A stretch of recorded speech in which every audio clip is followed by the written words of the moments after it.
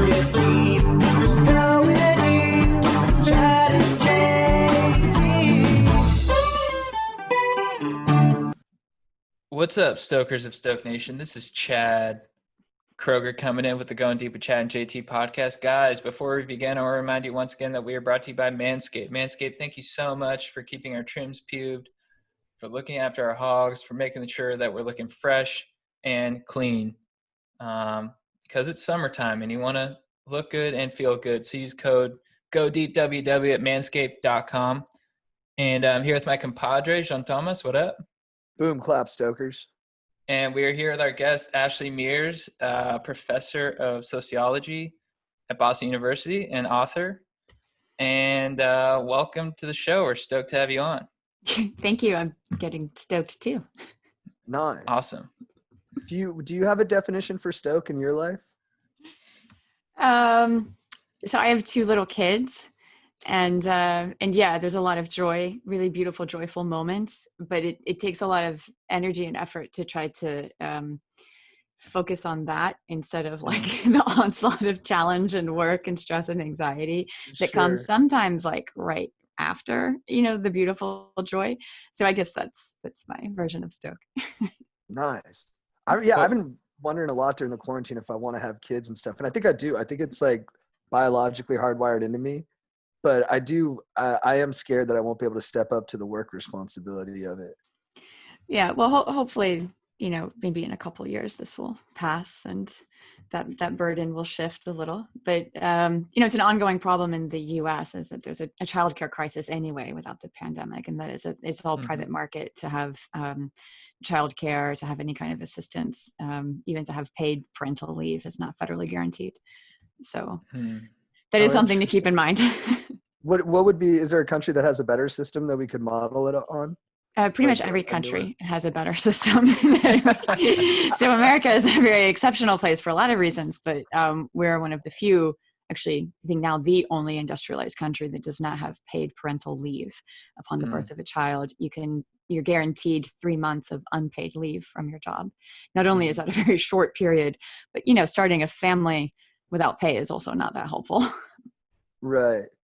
But we do have a rugged individualism that allows us not to look out for one another right now. Well, there's a big fear of the state and fear that the government will interfere with your personal choices. But, raising a family is actually that's a public issue. That's something that is like a public good that parents do, like rearing children. So they should be supported, I think. Yeah, that's true. Because if they don't rear them right, then we all have to deal with the consequences of that. That's right. The kids are driving too fast, or they're like drunk in the streets, scaring the hell out of me. Like a group of 19-year-olds, there's nothing scarier than that. Right. Yeah. Well, my kids right now are 5 and 2, and everybody tells me that the teenage years, like the real work and stress is just 10 years in the making. It's coming. Yeah. Yeah.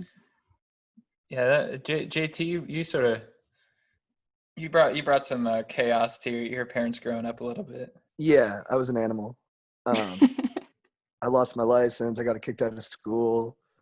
I'd get into fights, throw parties, and cry a lot. So I was a real handful. You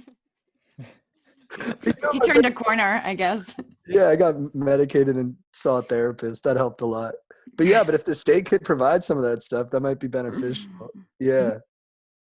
Yeah. Yeah. Is paternal leave even, how common is that nowadays? Well, it's still pretty leave. rare. So in the States, I mean, it's incredibly rare. It depends on the company. I think some really progressive leaning corporations, or at least corporations that want to look progressive leaning in tech, for instance, they have paid leave for fathers as well.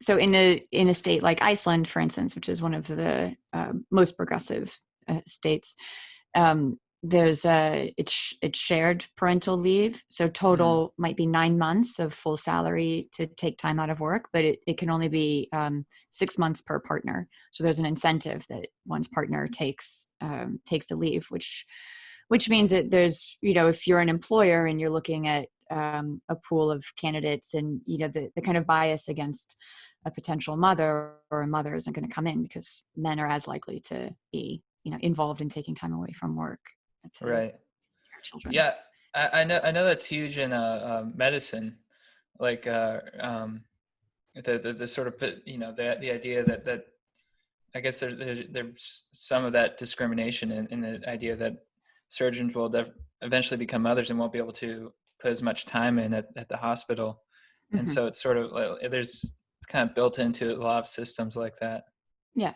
um, which is we got to be more like Iceland, I guess. Yeah. Dude, I No, just on the other hand, Iceland is a population of about 330,000. It's a very cohesive All right. place. It's difficult to imagine, how something like that could be translated into a country as large and as heterogeneous as ours.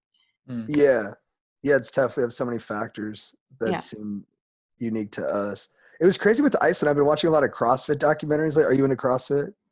No, but I'm interested in that too. Yeah. It's a rich world. And all the Icelandic female competitors, they have the best female CrossFitters in the world. Mhm. They all have the last name Daughter. And I was like, what Yeah. is going on there? And then I realized in Iceland, the last name, you get Daughter or Johnson, I think for men, is always the ending of your name. And then the first part of your last name is your father's first name most of the time. So you're like Right. Sigmund's daughter, David's daughter, Thoris' daughter. But now Uh-huh. people are actually starting to switch and use their mom's names too for their last name. So Okay. Yeah. Well, yeah, it's getting a little more. that's symbolically important. But yeah, Yeah. if you know the yogurt brand Siggy's, this Icelandic skier, so his last name is Hilmarsson. So he's the son of Hilmar. Right. That's how Yeah. they do it. It's Yeah. So it's son or Yeah. daughter. Yeah. Right. That makes more sense. The guy I saw was Johnson. So he's John's son. John's son. Right. That's Yeah, fire. that's John's son. That got me pumped learning that. I was like, nice. I know something. Is there anything you want to ask us? Yeah. So this is a kind of different worlds to me, but my first impression as a scholar who studies and thinks a lot and teaches about gender, this is kind of a weird question, but I'm curious. Can women be bros? Oh yeah. Oh, for sure. Oh Yeah. yeah. I've known Yeah. some heavy bros. Yeah. Yeah. So what is a bro? It's a really good question. Damn. We've had a lot of sort of female bros, I guess, write in who sort of ask the same question. They're like, I rip it at beer bongs. I love drinking games. I love to party. I love to get after it.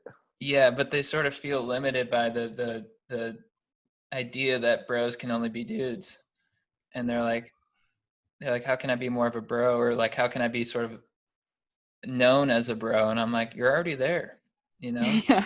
like I think if you have that if you yeah, I don't really know how to explain it, but Yeah, it's tough. It's kind of like, it's almost like Scalia with porn. It's like, I know it when I see it. Okay. Like, yeah, it's kind of a vibe. Uh-huh. yeah.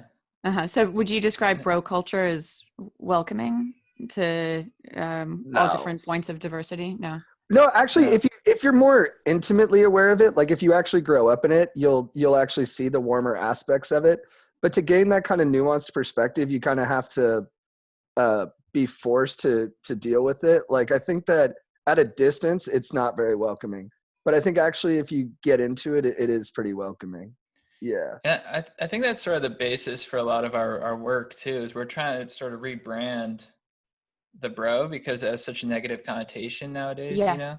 Yeah. And I think we're just trying to highlight the more joyous side of brodom, which is just like, enjoying time with your friends, having fun experiences, bonding, boosting each other's stoke, which applies to both genders. I mean, that's not a, I think, the more we sort of go along with this, it's universal. I think it's kind of like, I think anyone can raise stoke, but I think bros like to boost stoke, and so that's not limited to just males. Right. Yeah. That makes sense. Yeah. Yeah. I mean, I think I definitely feel more like, I feel more authoritative talking about male stuff because it's like I've experienced it. You know what I mean? It's like I've walked a mile in those rainbow sandals, but like, but I mean, my number one maxim, like when I'm throwing parties, is I don't want anyone to feel left out because I think that's where most sadness comes from, is feeling left out, and then that manifests itself into anger or into judgment and stuff like that. So, yeah, I mean, just based off that principle, like everyone can be a bro. Yeah, as long as you, and you know, everyone bros down the same. They just have different tools with how they do it. Like some people listen to Sublime, some people listen to Pennywise, and then but if you observe them listening to those different soundtracks, it's the same kind of temperament, or it's the same idea. Yeah, does that make sense? Kind of, yeah. It's pretty vague. Right. What do you think a bro is? Or sorry, go ahead, Chad. Go ahead. Well, yeah, I just want, on top of that, I found that in college, whenever I put on "Get the Party Started" by Jagged Edge, everyone was pumped. Where the party I was at? like, "Where the party at?" My bad. Yeah. No, Sorry. but dude, such a banger, such a good. Yeah, record. everyone was pumped. Where the And I was party? like, in this moment, we're all bros. Yeah. That's Yeah. yeah. Great. Well, it leads nicely into a discussion of my book, actually, which is kind of a critique and like the downside of parties, because the book that I wrote about this VIP elite party culture is all about how the status of the people inside is kind of made and boosted almost inherently by the exclusions of everybody else. I know. Yeah. It made me wonder. I was like, can there be a such thing as like an egalitarian nightclub that like succeeds, or is that just not how it's designed? What would it look? Have you ever been to one? Like what? I've been to a really cool. I was thinking about this a lot because I've been to clubs and they completely run off the idea of being exclusionary and elitist. But my favorite bar is this bar in Miami in Wynwood called The Wood, and they let anybody in. I mean, they get a line, but they don't. And I've paid to cut the line, but it's not like elitist. And I think it actually has a better vibe because you get a broader intersection of people, which I think helps the party. Right. But I don't know if a nightclub could function like that. Right. Because so the clubs that I studied, they operate on the bottle service formula, and to get the big spenders to spend what they, might start at $500 to $800 for a bottle of champagne would come out to the table with a sparkler. So it's a kind of clear indicator of who has money in the room if they're buying a lot of such bottles, and a lot of sparklers come out. So in order to attract those kinds of big spenders, the logic of that kind of club and the club managers is that the crowd has to be as good looking and as kind of socially significant or high prestige as possible in order to make that person feel incentivized to spend that kind of money. Right. So if it's driven and if they're chasing that kind of money, as opposed to like, the $5, like $10 cocktail at the bar, you could probably let in a kind of greater kind of audience, but you won't get that kind of cash flow. Right. And who started that? So it was like 54. Was that like the first really big like nightclub?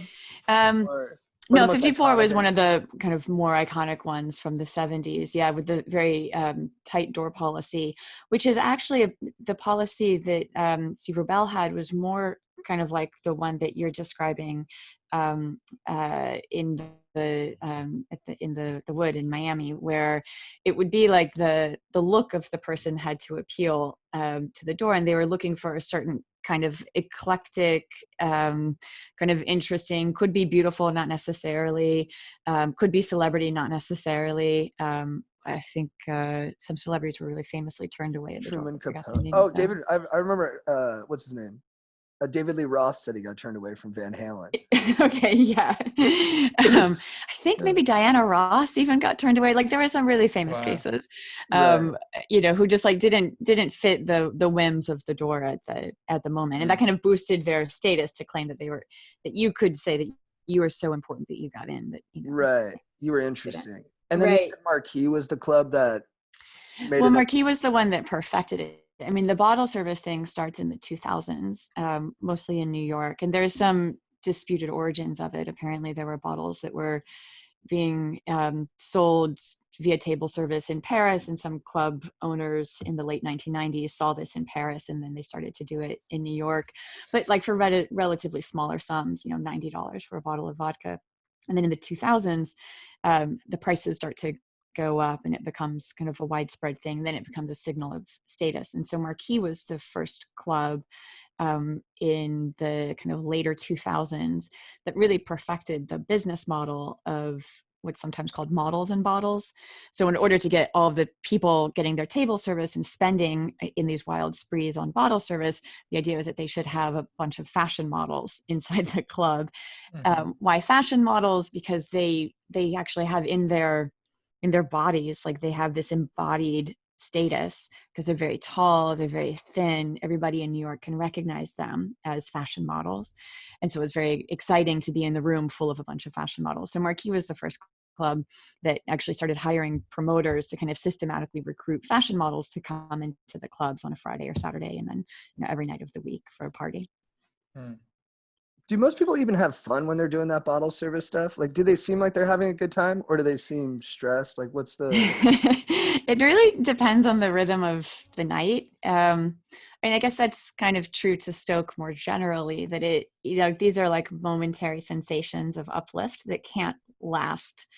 They can't last forever. They can't even last for a full duration of an hour. So Right. over the course of a night, it ebbs and flows. I mean, some of the people that are going out with promoters, like the models, they might really love, electronic dance music or hip hop, and they might be super excited to be in this kind of place.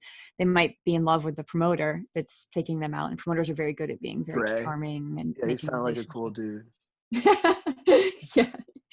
And then some people, they get really caught up in the moment of spending money, and it can be really like euphoric and exciting to be there. And the sparklers, the kind of beauty, the music, the settings, all of that.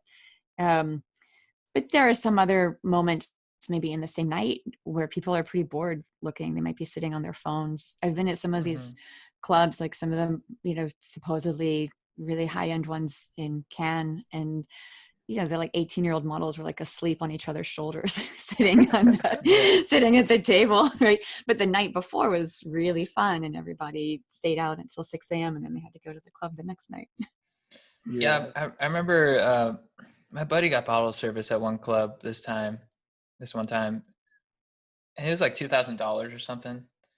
And what he got was like the table and like a bottle of Grey Goose. And he's like, "Yeah, I'm gonna get bottle service. Like, this is gonna be awesome." And I was like, "All right, cool, man." And then he did it, and we're all just kind of standing there around the table, And I'm like, "So you just have this one bottle?"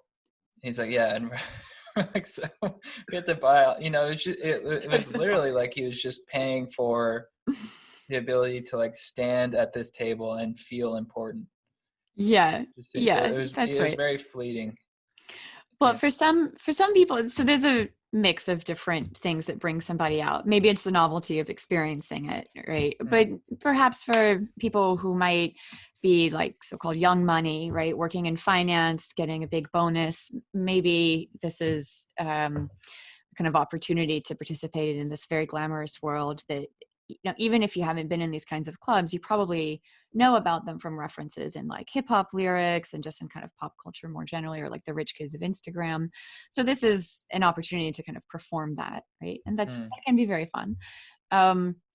For some people, it's a pragmatic way to get access to the club, to not have to stand at the bar. They could split the bill with like 5 other guys in finance. Maybe a $2,000 bill doesn't seem that big anymore. Or for some people, this is a scene that's kind of important for them to go out and meet other people that are in their industry. This is especially the case in people in finance. So this might be part of entertaining clients, or just kind of being in the milieu of kind of young upper class people that are running in these circles. Maybe not necessarily all the time, but for some of the time. Did you were kind of living a double life doing it, because you were acting as one of the models, but you were also a sociologist doing research. Did you ever feel completely like a model, or did you always feel like, no, I'm here in more of like an observational, almost undercover role? always undercover role. I think Right. because at the time I was doing this, I was already 31, 32. So I was kind of past the point of really like losing myself in the music and like Right. enjoying it too much, right? Like for me, like Right. the high heels are about 4 or 5 inches. You know, it was like just very uncomfortable trying to stand in those heels for 3 hours. Dinner would start at 10 p.m. and then we would follow the promoter to a club at around midnight and then stay out at least until 3, sometimes later. And like, this is pretty physically taxing, I found at my age. Although I always think if I had met the promoters when I was like 18, you know, and partied with them, I probably would have really enjoyed it and like gotten a lot more pleasure out of it. But I mean, yeah, so I was, when I started the project, I already had my sociology professor job, and I was pretty clear with all of the promoters that this is what I want to study and write about. And I would show them a copy of my first book, which was my dissertation, which was about the fashion modeling industry. And I would say, look, I wrote this book and I'd like to study your world and understand, you know, how you make a good party. And yeah, for the most part, they were really supportive, or they were enthusiastic about the idea, especially because I offered my time that I would come and support them at their table and wear my high heels. But I guess, I mean, to be honest, there are some moments that were really enjoyable where I did feel, you know, quite excited to be there. Some things were just really fascinating to observe. Keeping pace with the promoters, although it was exhausting. Also, I became close to quite a few of them and would consider them at that time friends, with some boundaries around that. But yeah, I was always taking my notes, and I always thought of this as, you know, if there were moments that were really uncomfortable, I thought of that as like good data. Did you gain more, respect might not be the word, but like more appreciation for the difficulties of like the various jobs in that industry, specifically Yes. like promoter and or model? Yeah, for sure. Well, the models I knew pretty well from my earlier work. So I know that models Right. generally don't make very much money. It's I guess it's kind of like the world of podcasts and YouTube, that, you know, there's a really at the tiny apex, there's a handful of people that make a lot of money and have celebrity, and then there's like this whole base pyramid of people Yeah. who like are really struggling to pay the bills. But the promoters, I was quite surprised by how much money they were making. They were like $200,000 at the upper end, which is quite good for a lot of the men. They hadn't gone to college, you know, and they didn't come from privileged backgrounds themselves. But a lot of their earnings are in cash. But it's also a pretty expensive job because they're spending so much of their money to like on big SUVs that they can then offer rides to the models to drive models around to their castings, or they're taking models to lunch or to like whatever mixed martial arts classes. Nice. And then the promoters are tipping on the dinners. So the promoters actually, they're spending a lot of money. One promoter described his earnings as funny money, that, you know, it comes in but it goes out very quickly. And, you know, on top of what then becomes like fairly thin margins for their success, they're also just working really hard trying to create the vibe of the party, to try to like give people that energy. I mean, a lot of them, if they're drinking, then this is like 6 nights a week of drinking, which can be quite tough for them. It was hard on their relationships. It was hard for them to keep steady relationships going. Often they had like kind of several girlfriends, or kind of rotating girlfriends. I don't know. I started the project and I saw the promoters as like, if it were a narrative, the promoters would be the bad guys. They'd be like the villains, Right. because they're, you know, making money off of girls. They're slightly predatory. Right. Sometimes they have very predatorial practices in the way that they target models in particular. They make a lot of money off of them. It's fairly asymmetric. But by the end of it, I started to feel a lot of empathy for them, that they're also this kind of quintessential American dreamers. Like they're striving. Right. Yeah. Yeah, I felt that too. Yeah. They all want to like level up, and it makes them kind of very cynical in how they appraise people, because they're constantly thinking of them as like what kind of value they add to their own personal Right. perception. Right. But then at the same time, they want so badly to keep moving up the social ladder that you can't help but kind of feel a little bit of compassion and sadness for them. That's right. Yeah. Yeah. Yeah. Thank you for, I think sadness is the right kind of tone that, that I wanted people to feel, because, yeah, like I think it's also the problem of extreme economic inequality that they're so close to people that are so wealthy, and Right. it like skews their perceptions of what success should look like. And so they're striving to be super rich, and they can't be happy with the like 200,000 a year. Yeah, and their understanding of what wealth looks like keeps changing, so they're changing their outfits and the way that they present themselves. But yeah, you referenced Gatsby. It feels like a bit performative the whole time, and your heart just kind of aches for them. Yeah. At the same time, they do some They're not the coolest guys. yeah. Yeah, sometimes I have too much compassion for the wrong people. My friends will tell me that. They'll be like, I think you should be feeling bad for the other people. I'm like, right. But they're the main character, sort of. So you can't Right. help but whoever the Right. main character is the one that I kind of, or the one I heard about the most.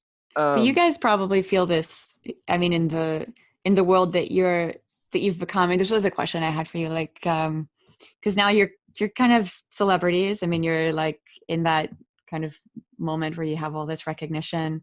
In like and 2 or 3 towns, like huge towns. In Orange County. In Orange County. In Orange County. Yeah, well, that's a good Yeah. launching pad for a lot of celebrities. So, Sure, yeah. So yeah, I don't know if you feel the same kind of like once you get a early, or once you get that start of success, if like the pressure grows and it, For if you sure. feel it. Yeah. No, absolutely. A lot of it, you feel the need to keep building for sure. I mean, just to keep progressing and keep climbing up. I think a lot of it, which I feel like I've overcome now, but started off in the beginning was this feeling this sort of like desire to live up to expectations, It's like people see you in this sort of certain light, and you're like, whenever you meet them in person, you're like, oh, I gotta be the person they think I am, which is like, you realize it's you are that person, you just, as long as you're just nice and grateful to have them as a fan or whatever, that's enough. But at first it was tricky, because I'm like, oh, did I like, I don't know. I think I'm just so sort of maybe sensitive or self-aware that pressure came to my mind. But I think that you just sort of learn as you go along how to deal with it. Yeah. Yeah. I've been reading a lot of Stoicism too, Okay. Good. which helps me to get into the mindset of like, because like with what we do, in like entertainment, it's like we're always looking towards like climbing and like, doing a bigger thing and more recognition or whatever. And Stoicism helps me to kind of just stay in the moment and just be like, I don't need this certain thing in the future to make me happy. I can, if like I'm doing what I love already, and that's enough. Which is hard to sort of really, fully grasp, because like we're so, with our culture and everything, we're so geared towards huge success and stuff. But I think that the key is just to find the fun in what you're doing today. That's such a beautiful philosophy. Yeah, it's so hard. I think like in so many fields, like in fashion modeling, obviously, but because it's so in fashion modeling, the chance of like you might book a big job tomorrow and then you might become, Carly Kloss or like whoever, like a top model. And so people are just like constantly kind of striving for that. And then every day there's like so much rejection, right? And it becomes really hard to take pleasure in like the art of making a picture or anything that, these kind of brief moments. But, it's surprising, like academia is also, I mean, like, well, right.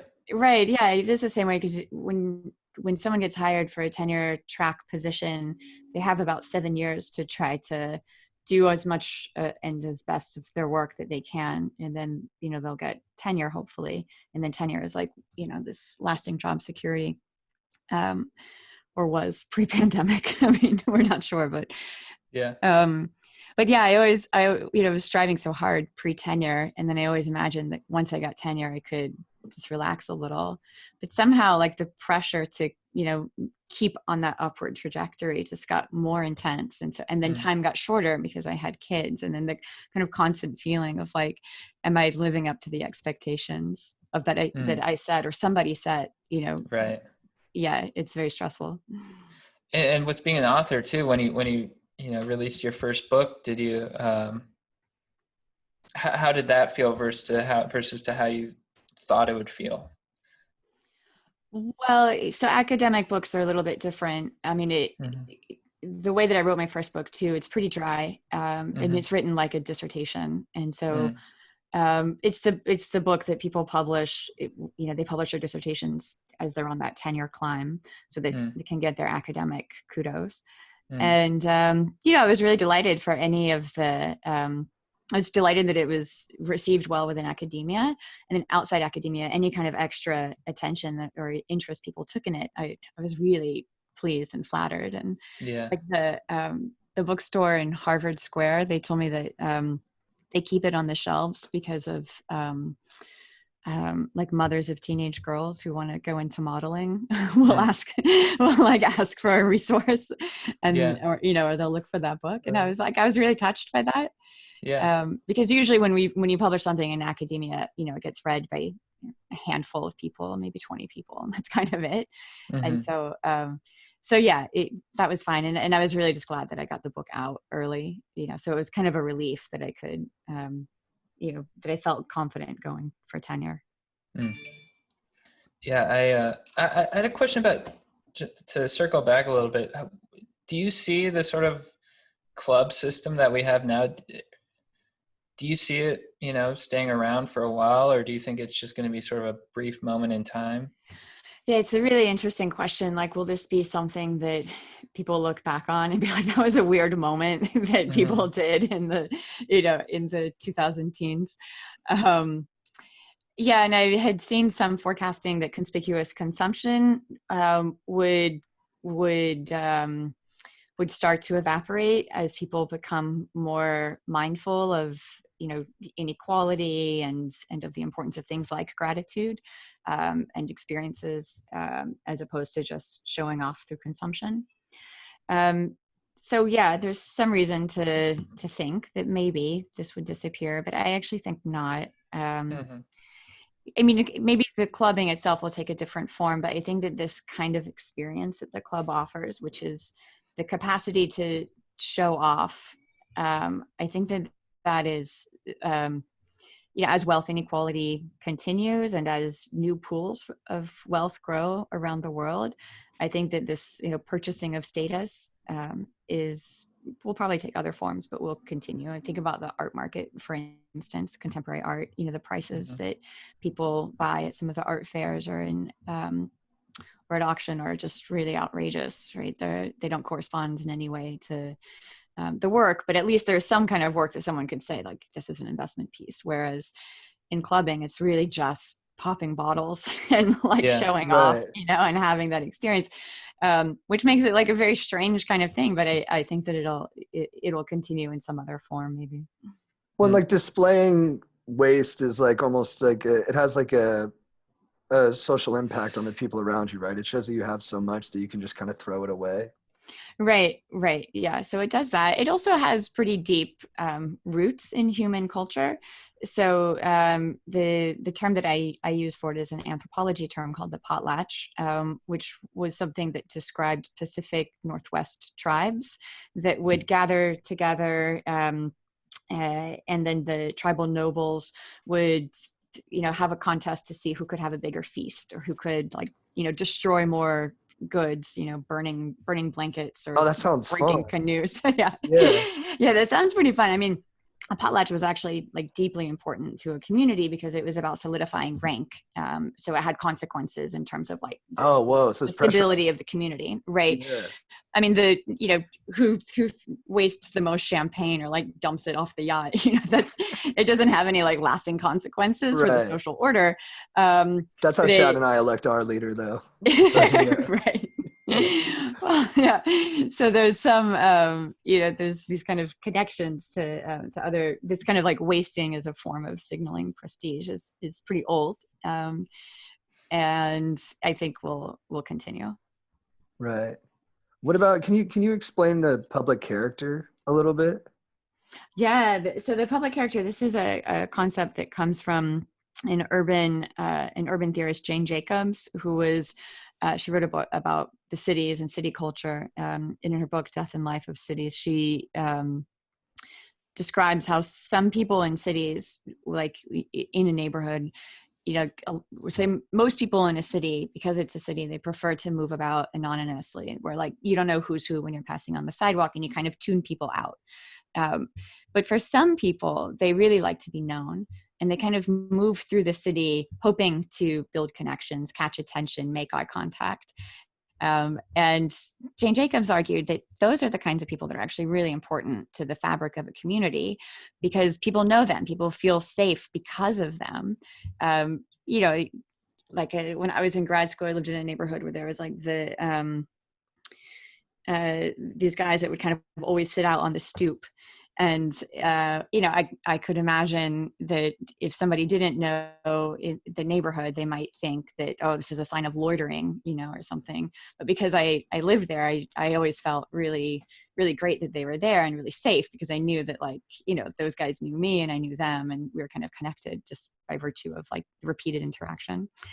And so, yeah, those kinds of characters are important. And the promoters that I got to know, I described them as a public character, because this one guy, Dre, for example, not his real name, but when he's moving through the city streets, he lived in Chelsea, and he would walk down a street, let's say Prince, and to get to where he was going, and then he wouldn't ever walk back on the way that he came, because he wants Right. to meet new people and like see what's going on the other streets and who he can connect to. So And he he'll only go takes on like the Spring. busiest streets, right? Right. Yeah. He goes on the streets where he knows there's like sidewalk cafes, because he'll like Right. run into people. Yeah.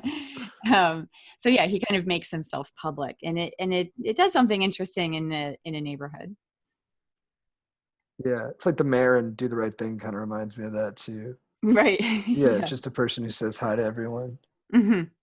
Did Dre ever tell you how he felt about the book after it came out?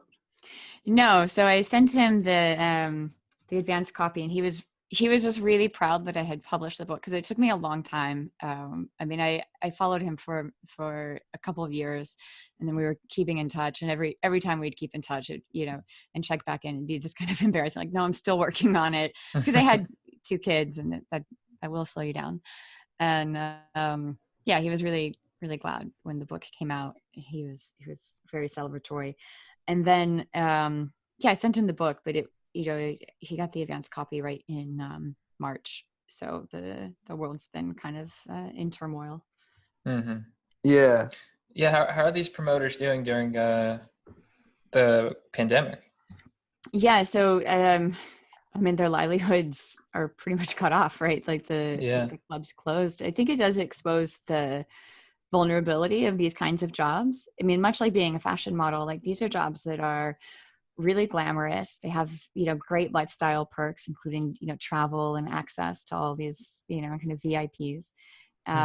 And it's freelance. So you're kind of your own boss of your time. And yet, when there's a market shock like now, or there's kind of big disruption, freelancers, they don't have anybody who has their back, right? Like they have unemployment right now, but yeah, a lot of them are kind of not sure what they're going to do, how they're going to transition. Dre is just kind of thinking next steps. I mean, some people were they're kind of always hoping that they're going to launch another venture, so they have more time to focus on those other ventures, but those other ventures are also like starting a clothing line, for instance, that's also put in jeopardy because investors are nervous. A lot of promoters were interested in real estate, and so they can do these other kind of side hustles more full time. Nice. Guys, I'm interrupting this podcast to let you know once again that we are brought to you by Manscaped. Manscaped, thank you so much for keeping our trims pubed, for looking after our hogs, for making sure that our dongs are looking fresh and clean. Because, summer's in full swing, guys, and the beaches are open. And when your board short ties get loose and your pubes start to show, you don't want a bush popping out. You want a trim lawn. You want to let people know that the dong underneath is well taken care of. Because summer is in full action. We are thankful for our sponsor today at Manscaped for keeping us fresh. Sun's out, bum's out, and hopefully your pubes are not out. Okay if they are, though. Manscaped offers all the right tools to keep your hair groomed above and below the belt. I haven't Manscaped this week, but, I'm counting down the days till I can again. Have you guys Manscaped at all?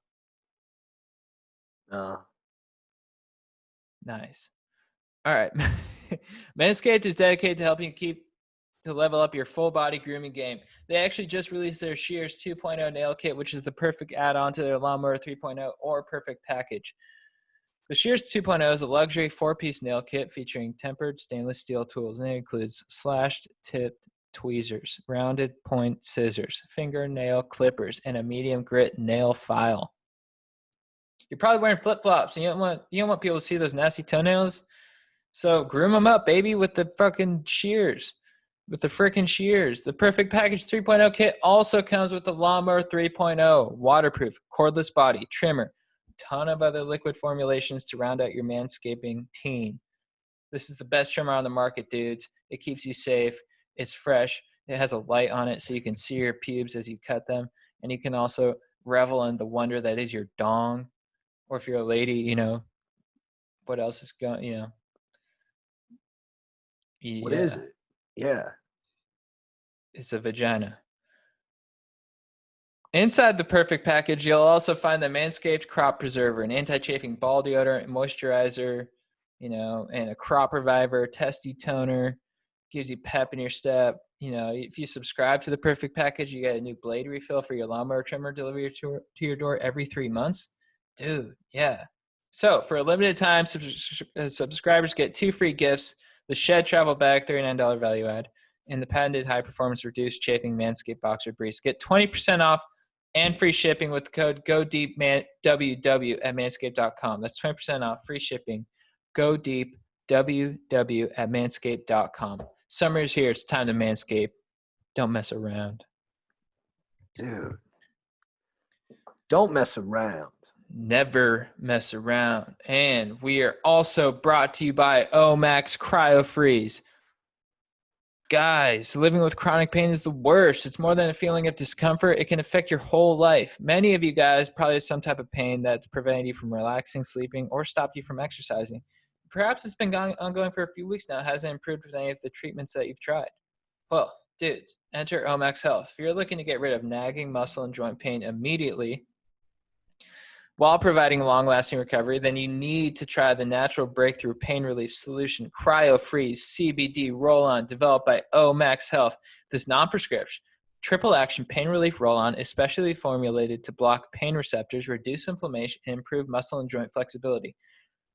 The best part is this 100% natural CBD-powered remedy works its magic within 10 minutes of application. Relief lasts up to 8 hours, much longer than over-the-counter products. And I can say this from experience. I rolled it on, and my neck was just flowing nice, and felt so good. JT, how's your body feeling? I'm pretty achy, dude. I've been pushing it hard with the CrossFit. I need that stuff bad.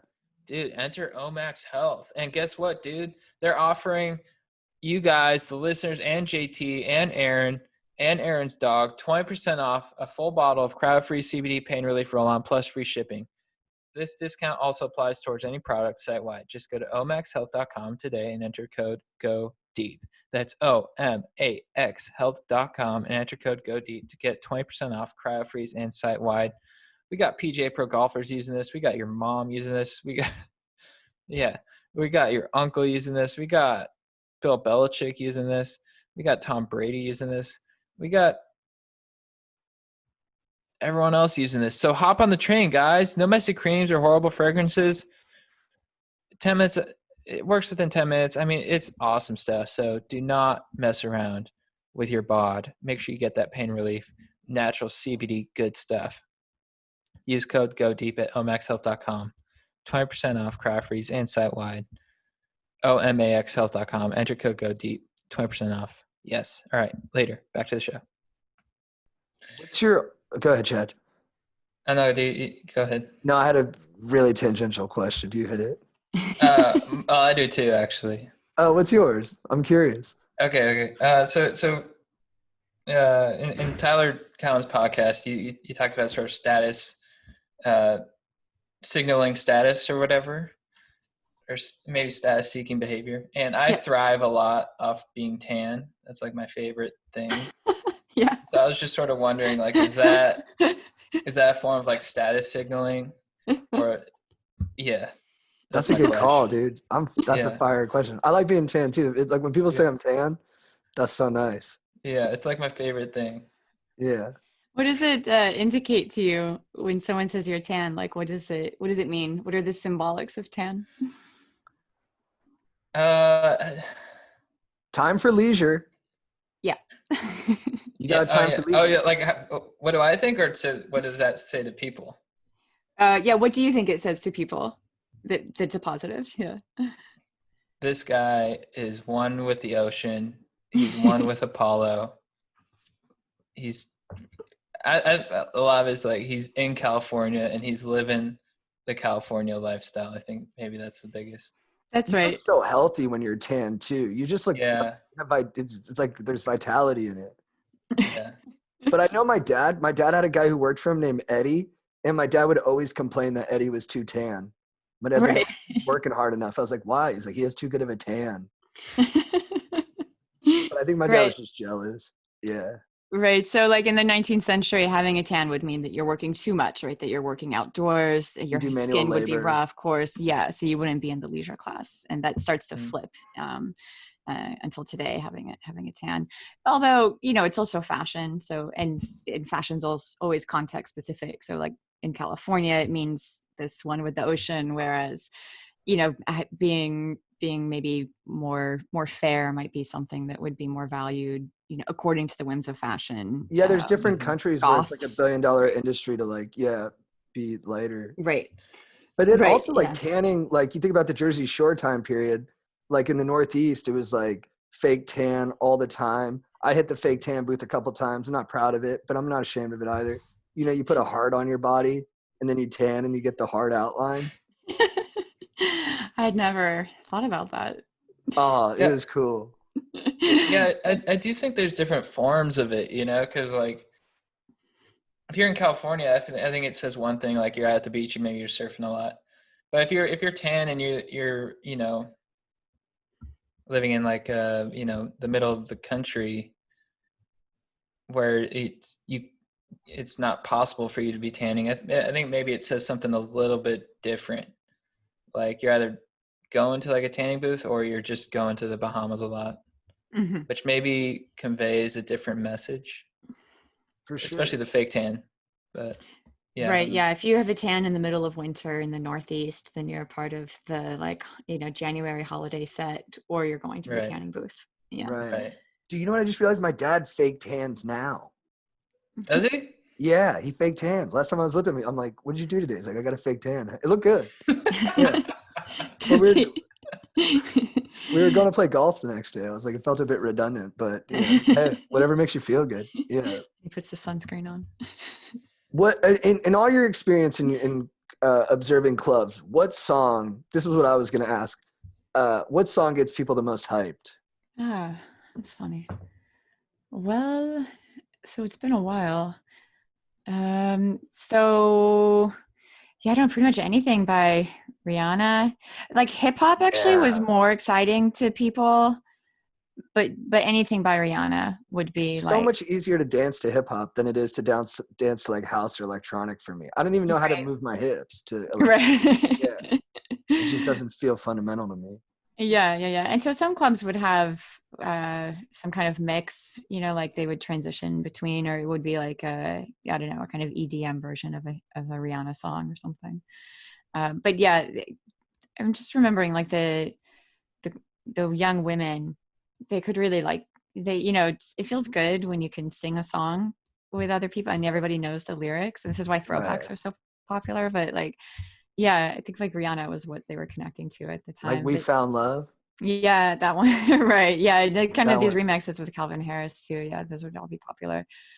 Drake was pretty big too, like started from the bottom now with hair. So Oh yeah, I can imagine that if you're getting bottle service and that song comes on. right. Yeah, because it's the It's a good epitome. mix. Yeah, Yeah. I made it. I'm on the scene. Yeah, there's this academic term for this when that kind of infection of the music happens and people feel it together. I mean, you call it stoke, but the French theorist Émile Durkheim would call it the collective effervescence. Oh, dude, that just got me so That's hyped. great. I was hyped before you even said it. I was so hyped to learn that term. Yeah, me too. The collective effervescence. It's like the guiding logic of I don't know, of like Burning Man or even a church service, when it, or like protests, like when people start chanting together and they feel the vibe together and they We're make it one happen. body. We're one Right. energy. Yeah. Yeah. At a ball game, it's the kind of like logic of fandom too. It's like doing this thing together. Yeah. You feel like if you had different sunglasses on, you could see like the energy streams between all of us just connecting. So I think that, nightclubs, nightclubs are beautiful places because you can catch that, you can feel that. And when it happens, it feels so good. It's like, it really is like a high, Yeah. but yeah. But it's just that in the clubs that I studied, there was all of this work that was happening behind the scenes to get to that moment. And that work was kind of so sexist and so racist and so exclusionary, to create this kind of beautiful moment. It kind of ruined the moment. No. Right. Damn. We got to find an sometimes I could ethical catch way it. to get there. We got to, yeah. Yeah. Well, it's like when I watch The Bachelor, like I'm like, this is so produced, this is so contrived. These people are so manipulated. But every time at the end when they say I do, I'm like, I believe in true love. This is like That's right. the packaging. Even if I'm somewhat aware of it, it'll still get. Yeah, there's all kinds of really interesting communities of people that watch The Bachelor. Like I know, like some of my professor colleagues are like crazy about The Bachelor, and just yeah. Once you start talking about The Bachelor with people, it really connects them. Really It's fun. amazing. It grabs you right away. They know how to just like hook you in. Right. Even because I started watching it last year and I was like, this is I was like, this. Sorry, I just got. I was like, this is so absurd, but I love it. Yeah. And I think it was like a group thing because I'd like watch like my girlfriend and then like her friends and stuff, and we were all just sort of laughing, and it's like we did have that collective effervescence of like laughing at Pete. There's that moment where they do something and you turn to the person in the room and you both go, like, oh my God, can't believe that happened. Yeah. I was wondering, do you think clubs are unsafe with the way people are able to dance on tables and the couches? Because I've been dancing on couches before at clubs, and like you lose your footing, and you're like, oh, this isn't a very stable surface to be right. gyrating on. Yes, especially in high heels. I think that is a risk. Luckily, I didn't see or experience any of those kinds of hazards, but yeah, I mean, they have pretty tough security detail that are kind of making sure that everything's in check. And so sometimes, a security person might tell you to get down. The security is pretty phenomenal at those places. I saw a famous football player once there who was there during season and he was smoking cigarettes. So he was doing stuff that obviously would reflect poorly on him. And then every time I went to, and I wasn't going to show anybody, but I would like try and take a picture on my phone. And every time I took out my phone in a club full of 1,000 or some people, the security would slide and block my photo. Wow. They were hyper conscious of anyone trying to do that. Yeah. So you guys, you frequent these kinds of places, or you know them, or you would want to frequent them? No, it's like a once every couple of years thing for me. It's like when in Rome kind of thing. But it's not my preferred method of getting after it. Yeah, I'm if I'm in Cabo, I'll indulge. But I mean, when I first moved to LA, I went to a couple clubs and I was just like, this is I do like deep house, so if it's like a deep house show, then like there's something about that like simple beat that can grab me. But even then, like I'd have to be like pretty intoxicated to enjoy it, because I kind of like being solo, not solo, but like in smaller Yeah. groups, just with friends. But yeah, I don't know. I guess I'm more of a house party kind of guy. Mm-hmm. But there is something about whenever I travel, the sort of novelty of going to like a club in that city, or like going to New York City, there's something about that's really attractive, and it's fun to experience for sure. Uh-huh. So is it part of bro culture, or like do bros fit within this scene? Yeah, absolutely. Tons of bros at clubs. Yeah. And bros love it. I just think there's some guys who are like club guys. Like that's their thing. They love to just hit it every weekend. And for the most part, I actually think those guys I would not categorize them as bros. Maybe there is like club bros, but they don't seem to be the same kind of bro that I think I am. Yeah. Mm-hmm. Um, But it's fun. Like last time I went to a nightclub in Miami though with my cousin Juanita. She's like lives there and she hooked it all up, and she started crying because she thought I was having such a bad time. She was like crying. She's like, "You're having a bad time." I was like, "No, I'm just like nervous. I'm kind of lame." I'm like, something I did like to do. I was like go in the middle of the dance floor and just stand there and just feel all the energy around me. But which probably looked weird. And then I told my buddy, I was like, "Juanita thinks we're having a bad time." So my buddy went up to her and he's like, "Hey, Juanita, I'm having a lot of fun." And she looked at him askance and was like, "Shut up." And I was like, "Oh, you can't fool her." And I don't know. Yeah, you're making me think a lot about like bro stratification.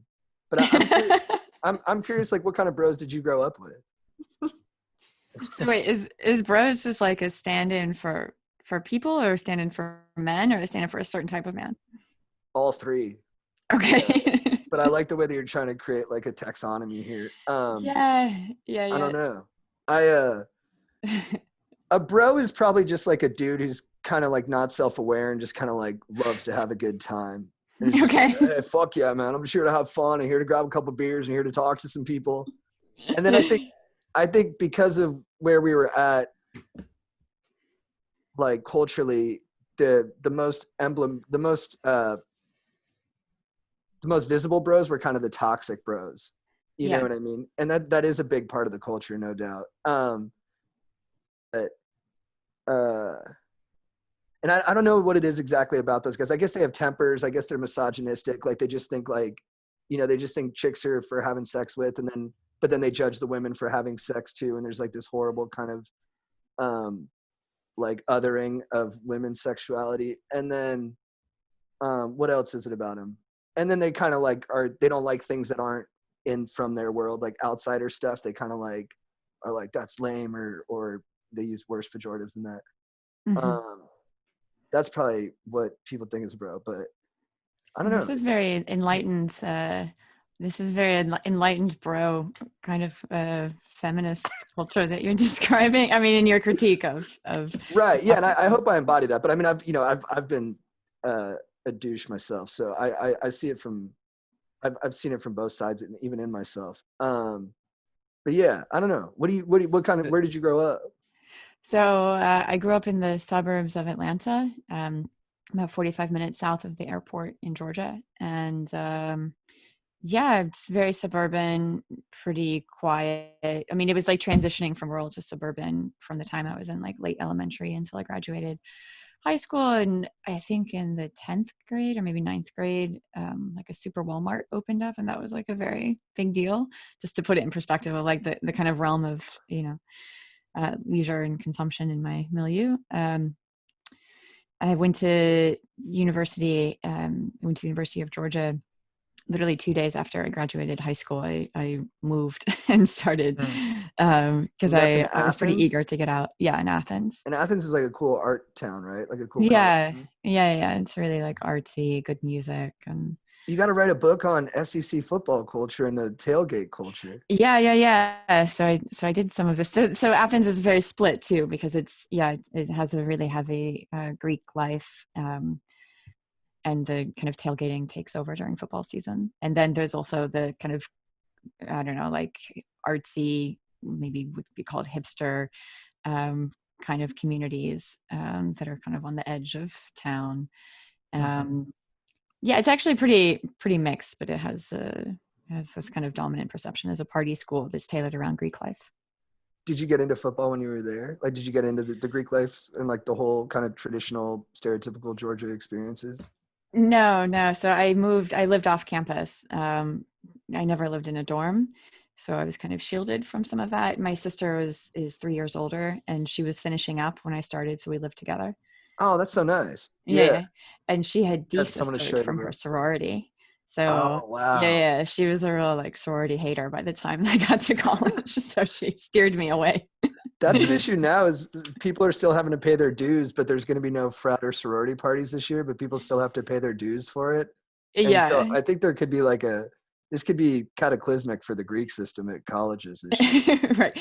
Well, and college more generally, I mean, there's an argument to be made that college on the whole has become a consumer experience that's geared around parties and enables, parties through the Greek culture, but not necessarily only. And so without that in-person party experience, what will undergraduate, or campus life look like? And is it worth the price tag?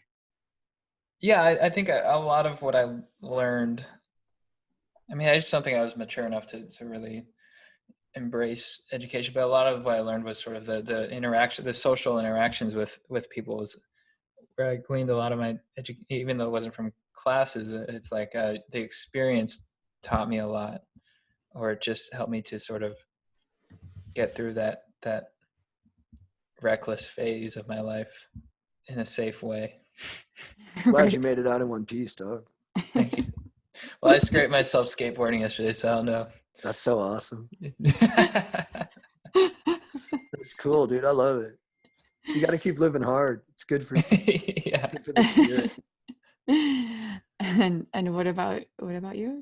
I went to Loyola Marymount in Los Angeles, but I went to like 20 junior colleges first, and I went to a films trade school for a year, and I just honestly, the place I probably thought I got the best education and learned the most was Borough of Manhattan Community College. Yeah. Because it was probably the most diverse place I ever went to school.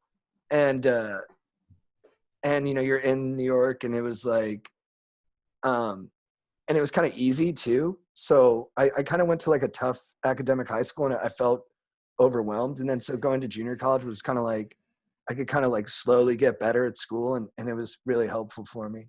But LMU, I was like older than the other kids. I didn't kick it with them at all. I didn't want them to know I was older, so I'd never like mention like Bill Clinton or renting a car or anything that could signpost me as a geezer. Right. Okay.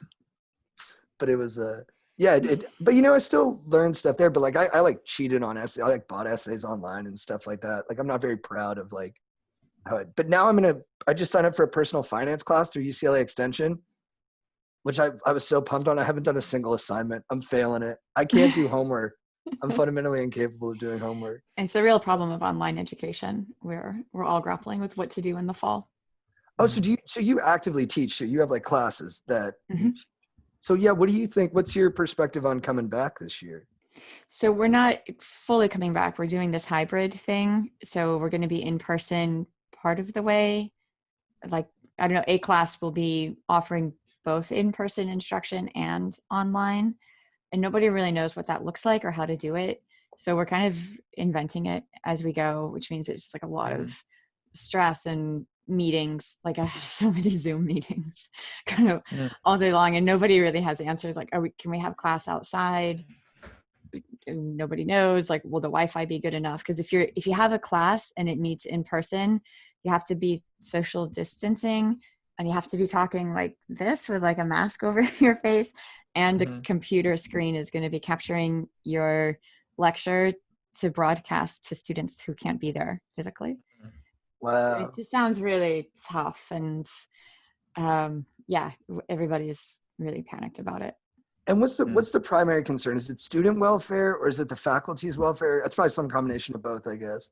But What starts with student welfare. I think the kind of or I don't know. I mean, a cynical take would be like it's the university's financial welfare in order to get the students to pay their tuition. Will they pay the tuition for an online education, or will they just take a gap year? If they take a gap year, how hard will the university be hit? Right. Some universities have huge endowments and they can ride it out, like Harvard, for instance. Some universities have relatively modest endowments, and so they need the tuition for operating costs, for salaries. So yeah, there's that, but also there's the concern about if we do open, then how is it going to look to protect the students, to protect the faculty? What do we do when the weather changes, right? And like people start getting colds and fevers, and like we don't really have such clear answers. This university, I think like all universities and educators right now, including like my 5-year-old's kindergarten teacher, are all like working really hard right now to try to figure out how it's going to look and how to make it work. Mm-hmm. Yeah. Right on. Yeah, it's super stressful. So it's a good time to be surfing instead, I think. That's right. Yeah.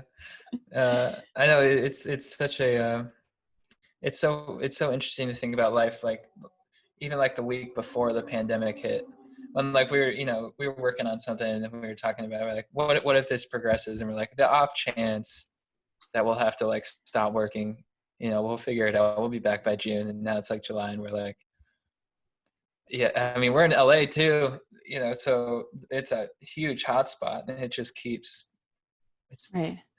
But has it impacted your work? Because you're still doing podcasts and you're still making content, yeah?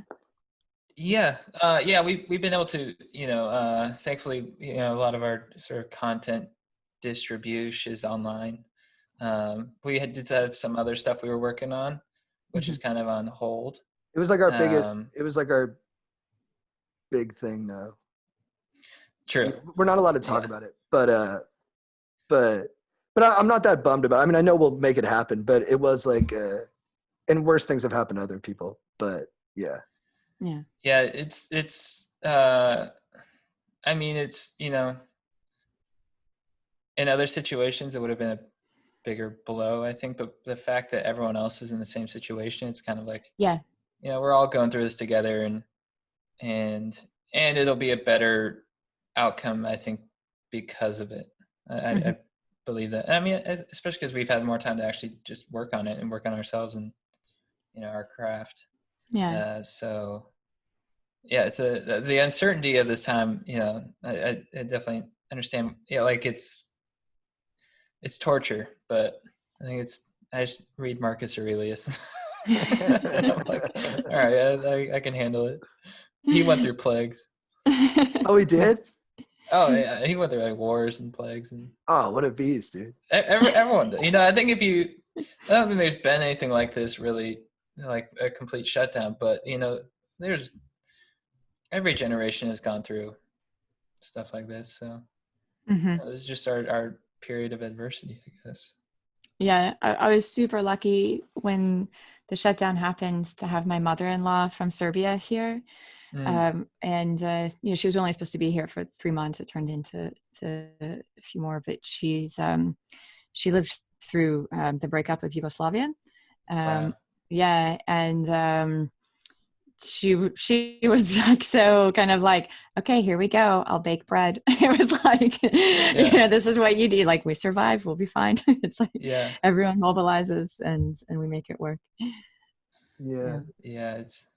We'll find a way. I've really, like, my appreciation for my parents has grown so much throughout this, and just like my appreciation for friends and family. It feels like that. That's been one of the good things about the whole thing, is it's like made me think about like what actually makes me feel safe and makes me feel good about the world around me. Yeah. It's just being, tight with those people. That's right. Yeah. Yeah. I realized that too, because I followed the kind of professional middle class norm of like, move away from home for school, move away from home for your career. And then in the end, what it got me was like, we were pretty isolated before the pandemic hit. And then yeah, we were like, wow, our families are far away. How will we see each other again? We were thinking in like March. Like my friend network is kind of pretty weak and disintegrated from all of this moving. So yeah, that's a downside of having such a big country in which people move around a lot. Yeah. Has this period inspired you to sort of, because of the sociological impacts of it, has it inspired you to sort of study anything that's been severely affected by it, or the changes in society? Like, has there been any sort of Yeah. sparks? So we're working with a team with grad students, a couple of people in my department that are interested in labor. And we started interviewing bar workers, like bartenders, and we'll branch out to bottle girls of people who are kind of pulled out from work suddenly. Mm-hmm. And this kind of like tip work and shift work was already like, it's already fairly precarious in the sense that you don't have like a steady kind of predictable sense of, what your hours will be, necessarily what your income will be. And so, yeah, we're just following people to see how they're coping, how they're managing, and how they're thinking of maybe transferring skills, like being a fitness trainer, for instance, has a certain kind of transfer to Zoom that being a cocktail or like bartender doesn't quite have the same transferability, although some like mixologists have tried, but you have to have a sort of big Instagram or like online following in order to make that work. Right. Yeah. So if you know any bartenders, or if bartenders are listening, then they should get in touch with me. Oh, we for sure do. Cool, Yeah, cool. cause yeah. Yeah. Chad, do you have any other questions? Should we answer some listeners' questions? I just have one more question. Yeah, baby. So I got take umbrage a little bit, if that's the right phrase. Oh, nice. On Tyler's podcast, you said that Miami is what did you say? You said it's underrated. Oh, did you say it's underrated? Overrated? Did you say? Yeah, I think you said it's overrated. And I just want one to. segment. I just want to know why do you not think it's as cool as Will Smith says it is? Okay, so I'm sure that Miami has great pockets to explore that I haven't even probed. But speaking of the kind of the beachfront and like the Star Island kind of mega rich development and leisure of Miami. Yeah, I think it'll be underwater in a generation, and Oh wow! and that it attracts people who are really in pursuit of the status game that, on the whole, I would say is overrated. I would say this of Saint-Tropez and any other place. Can I counter that? Please. I feel like everyone's in pursuit of the status game. And what I like about Miami is, and maybe I wouldn't want to live in it, but I like to visit it because the transparency of how people are in pursuit of it. Like you'll see like an old dude in a Lambo with a young woman, and there's no pretense that it's anything other than like almost transactional, I guess. And maybe that, I don't think it's virtuous, but there's something about the blatant honesty of it that I find that I think other big cities try to hide a little bit more. Like everyone's like, no, I'm not into that stuff. But then we all kind of really are, but we just try to do it in like more subtle ways, which I almost think is kind of like, I don't know, is not as, I don't know, there's some quality in being up front. Yeah, for sure. There's something to be said for that. Yeah. Okay. I'm rethinking my assessment. Actually, I'm rethinking my assessment now. I'm like, does that even really hold water? Like, what does that even mean? But yeah, I felt like I had to stick up for Miami. I was born in Fort Lauderdale, and you were? Oh, cool. Yeah. But like Hollywood, that like Broward County area, and yeah. So my thoughts about the Miami area is that it's like a retirement community. I kind of think of it, I associate it with like, my grandma and her kind of, old, somewhat dilapidated house and kind of her like rundown neighborhood or perfectly fine neighborhood, but not particularly renovated. And then when I spent when I spent this time with these party promoters in Miami, I remember like being so shocked when I got on the plane at 7 a.m. to return back to Boston straight out of an after party. The plane was full of older people. I was like, wow, I haven't seen like an old woman, like a senior woman since I'd been there. Only there for a week, less than a week, but it was like just so many young women and middle age or younger men.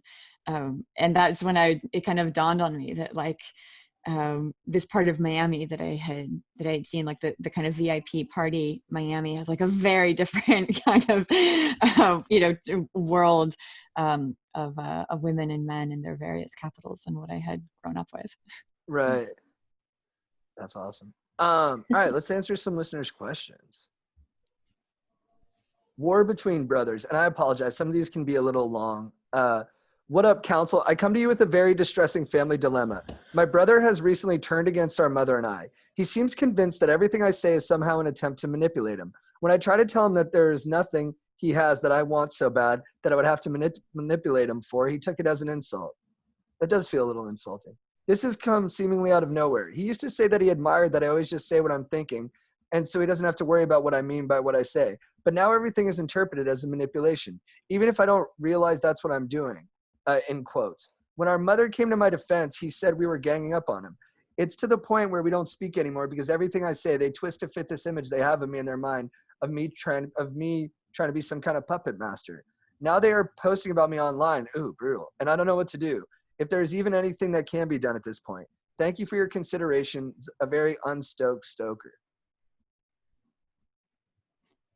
Do you guys get those kinds of questions a lot? This one's pretty unique, actually. Yeah. Does it say how old the brother is, or no, we didn't get any of those details. I would guess like early 20s, I would say probably. Mm-hmm. Just based off the issue and the majority of the questions we get, the age of most of the questioners. It's tough, man. It's tough to say what to do not knowing more. But I would say if your brother's saying that to you constantly, that maybe the best step is to first really question yourself if it might be true and ask yourself if you are being a little bit, I have a tendency to be a bit manipulative and be a little puppet mastery. So I've had friends accuse me of that, and sometimes they were just stoned and weird, but other times I think they were valid in the criticism. So I don't know. I would you don't want to have beef with your brother, and you don't want your brother to think you're toying with him. So I would maybe just talk to him and like say, hey man, I'm going to make a sincere effort not to do that anymore. And then if you try really hard for a couple months and he's still saying it, then in good faith, you can be like, bro, I'm trying to be hyper conscious of it. I don't think I'm doing it anymore if I was doing it. And I think we now have to address whatever's going on your end. But if you're not taking a good hard look at it yourself, it's really easy for the other person just to put it all on you. Does that make sense? That sounds like really great advice and very sincere. Okay, solid. Thank you. Nice. That's good stuff. What do you guys think? Well, I had a question. In the question, he said he's like really upfront and honest. That's sort of like what he prides himself on. Yeah. He said that his brother liked that he was so like brass tacks about stuff and would just like hit him with like truths, even if they were uncomfortable. But now he's saying he's being manipulative. Now his brother says, dude, you're being a puppet master at every turn. Yeah, I don't.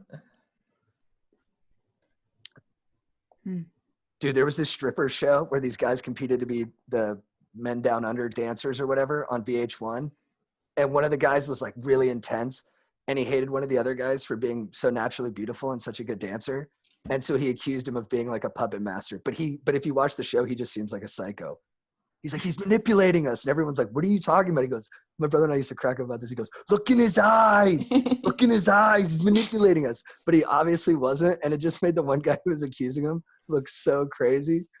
And it made him not sexy. You didn't want to watch him dance after that because you were like, dude, you got bad energy. We don't want to watch you dance. And he got booted from the show. So yeah, it's not a very good look. I just because I'm being harder on the guy who wrote in because you wrote in, so it's easier to speak directly to what you can do. I don't know where your brother's coming from on this enough. Yeah, I think maybe if it progresses, maybe like a family therapy sesh. Dude, that'd be fire. Oh, it's usually a good idea. I would maybe do a little research on best practices for those things, because I heard that Yeah. interventions of that sort can go south. Oh, is that true? Oh yeah. Well, yeah, because when you call the whole family together, then one person can feel like everyone's ganging up, and he's already Right. raised that as something he feels. That makes total sense. Yeah, that model is a bit like confrontational, it seems like. Yeah. Yeah. But dude, therapy's the best. Me and Chad went to it together and it was fire. You just come out of Yeah. it hugging. Yeah. Couples therapy. It's really nice. Yeah. It was great. Suzanne's a killer. She's great. She has great like incense too. Does she have incense in there? Yeah, and she's got a treadmill, dude. She does therapy for some people on the treadmill. I want to hop on that. But I'm like, if I hit the treadmill, I'm not going to need therapy afterwards. Your endorphins are probably I'm like, your energy. Yeah. Come off the treadmill, be like, what the fuck was I even talking about? Yeah. All right. All right. What up, cultivators of Stoke? I'm a 19-year-old who's been in a healthy relationship for a while now, and it could not be going better. That is until the thought came to me the other day. What if I end up marrying this girl and never get to fulfill a MILF fantasy? I'm not overly obsessed with this notion, but ever since the day my nuts dropped, I vowed to get down and dirty with an older lady at some point. How do you lads suggest I go about accepting that this fantasy may never come true? Much love, Will. If I do end up getting married, what's a better bachelor party location? Monaco, Grand Prix weekend, or Cabo? These are more questions we get a lot. Well, like, am I supposed to answer them? Or is we can take it. We can take it. A lot of times the guest will pass. Yeah. We had like a rocket scientist on last week, and someone was asking about like not being comfortable with their and he was like, dude, you guys got this one. We were like, all right, yeah, for sure, bro. It is interesting to get people's reactions though. Chad, what do you think, dude? I think the grass is always greener. If you have a solid relationship and that you really value and I think it's natural for anyone to have fantasies, regardless of what situation they're in. But I think you just need to recognize it for what it is and sort of, sort of take a second to really value what you do have currently. Because ultimately that's going to be much more important and beneficial to your life than just some. Yeah. No, dude, that's beautiful. Yeah. You're right. Oh, dude, thank you. Connection is the best. I grapple with it sometimes. Like, is it better to be alone and just like living freely? But then when you do connect with someone, it feels so different. You know what I mean? It's just like, life's a lot better when you feel connected to the person you're with. So if you're getting along great with your girlfriend, I would just leave it in fantasy land, because the fantasy might not even be as good in real life as it is in your head. So that's just a part of human nature a little bit. We have these like gaps in how we feel, but like they say in that movie, Take This Waltz, we can't go crazy trying to fill that gap.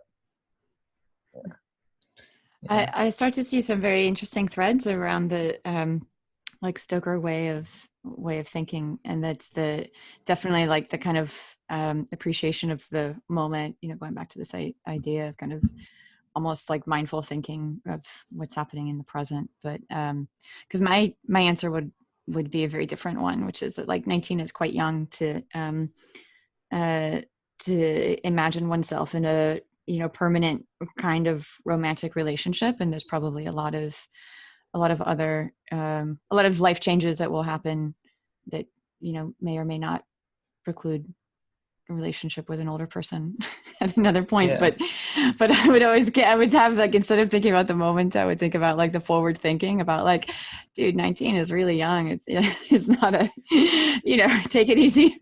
Yeah, you're probably right. You're talking to two. I'm 32, so I'm like at 32, maybe you want to hang on to that relationship. Yeah, exactly. You bring up a great point. I didn't realize he was 19. So That does make it Yeah. a lot different. I for some reason when he reads the questions, I get like fragments of info.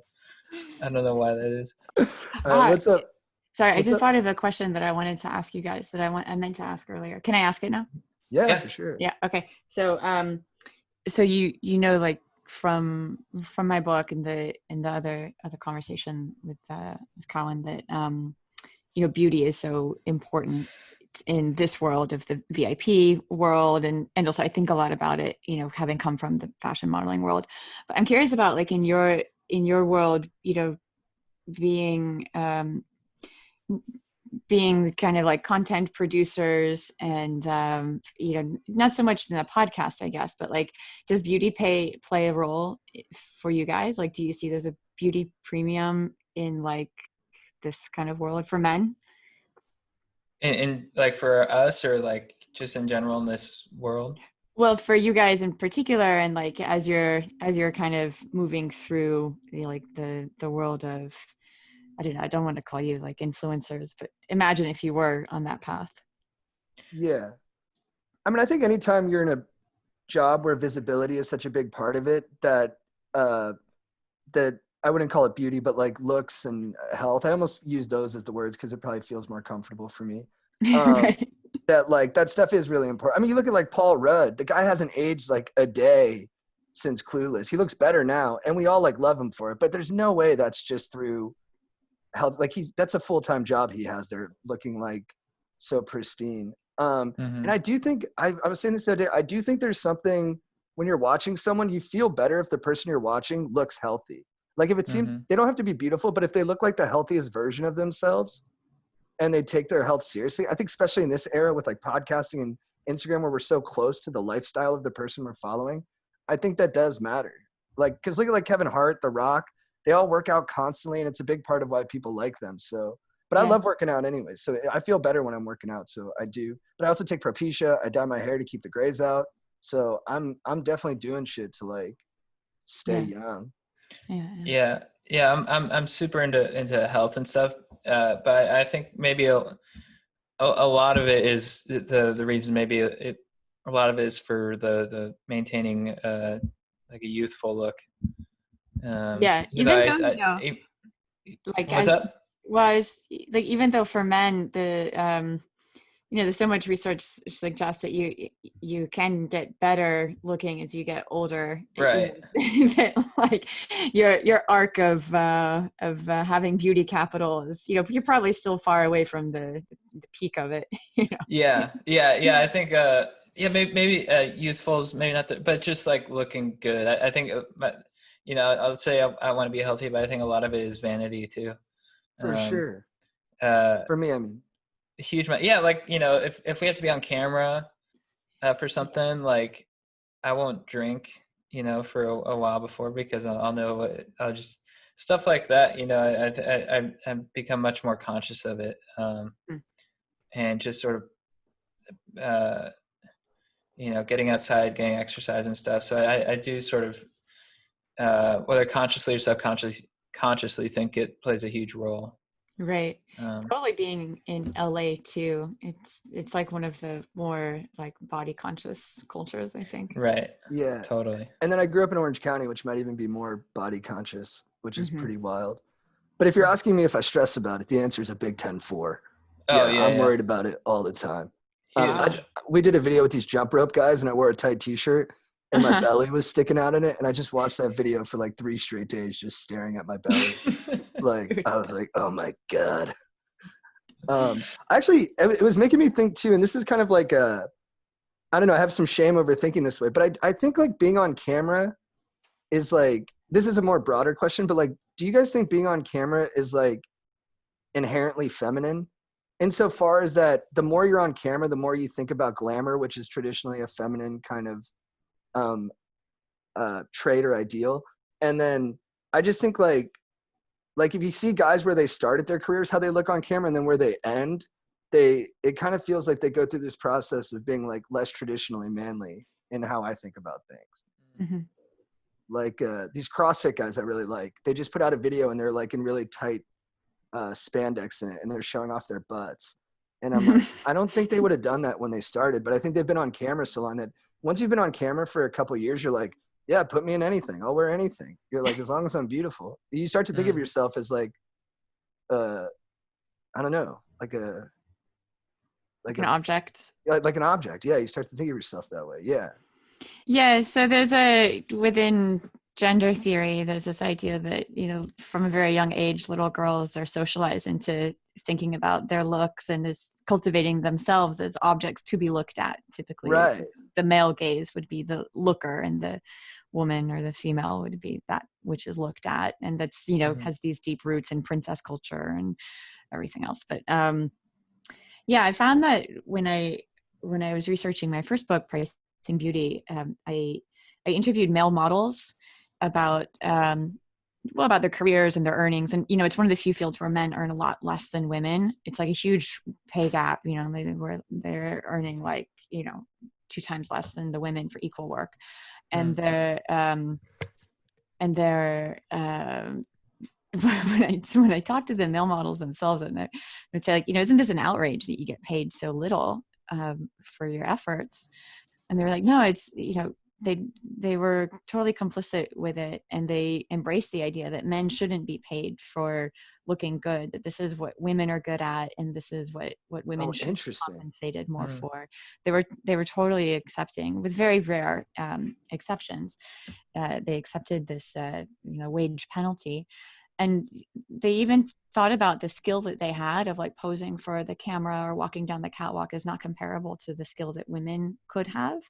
And for instance, if you look at the catwalk for men, or if you look at just the catwalk, like the way that women are walking down the catwalk, like they're in very high heels anyway, and they're like kind of crossing one foot in front of the other, which is a very exaggerated like swing of the hips when you walk that way.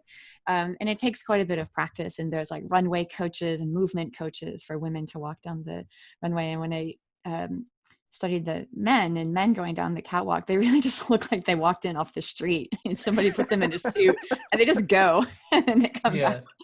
And the men would say like, no, they never had catwalk lessons. There's no movement coaches for the men.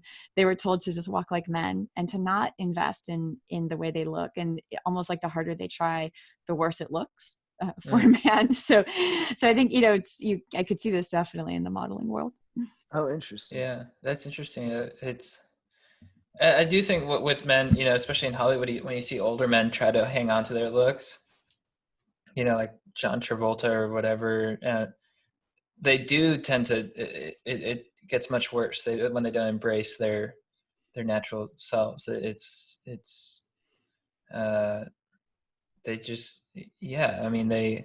so it is kind of weird to see men really try to hang on to their youth in that way when it backfires.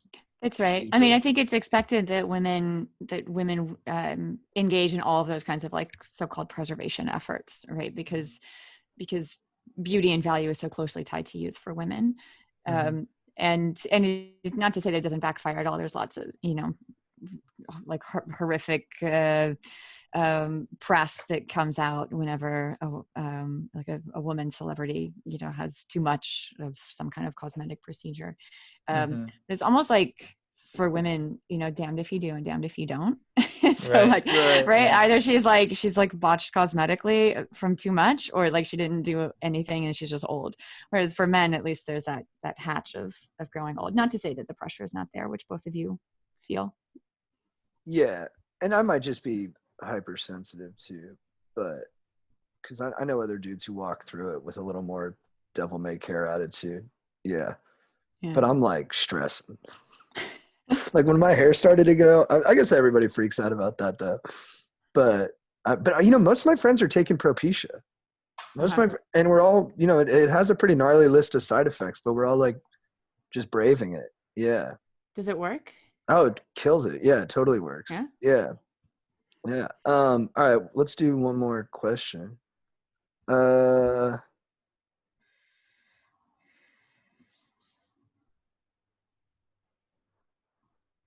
right, let me try and find a good one. All right, what up, Chad and JT? Met a great guy back in February. He's funny, smart, handsome, and even introduced me to the pod. We went on a few dates pre-Q-teen, maintained our relationship over the last few months, and now we're free to bone. from the Northeast where cases have dropped. Problem is my roommate complains about hearing our sweet lovemaking, and it's gotten to the point where she hides in her room if he's over and doesn't talk to me about how things are going with him if it's just her and I hanging out. I care about being a good friend and an amazing GF. So how can I bridge the gap between my roommate and my dope BF?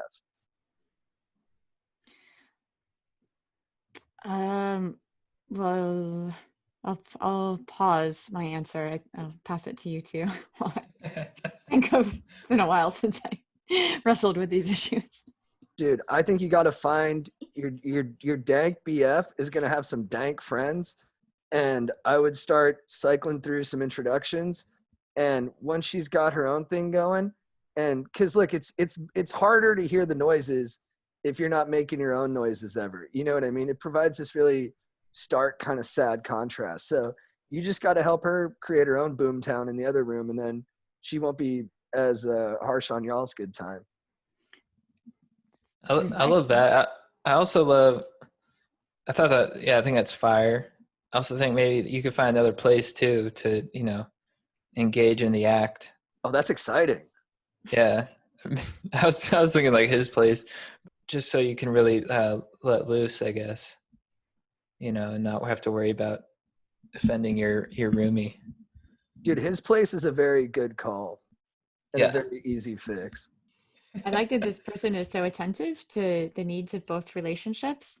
But it's That's nice. like even without the sonic offenses, I think that it can be hard for a bestie when a BF joins into the fold.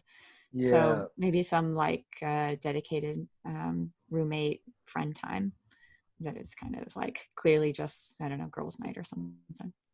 Yeah. Yeah, that's fire advice. Yeah, and it is really sweet. She seems really sweet. Like she's so worried about her best friend. And yeah, I think just that alone, the fact that you're so conscientious, it's going to work out for y'all.